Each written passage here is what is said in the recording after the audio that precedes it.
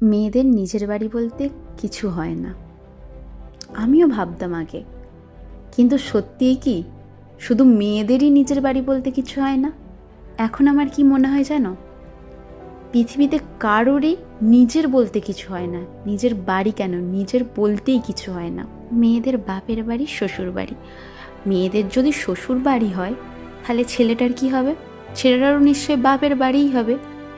সে এখন বলতেই পারে সেটা আমার বাড়ি, কিন্তু এই দিক থেকে দেখতে গেলে ওর কিন্তু বাপের বাড়িই হচ্ছে এটা।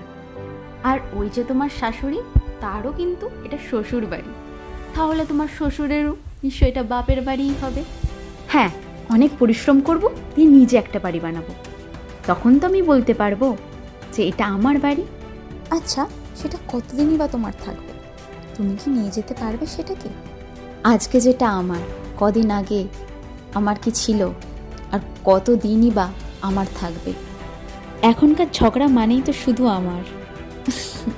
আচ্ছা, সত্যিই কি আমার বলতে কিছু আছে?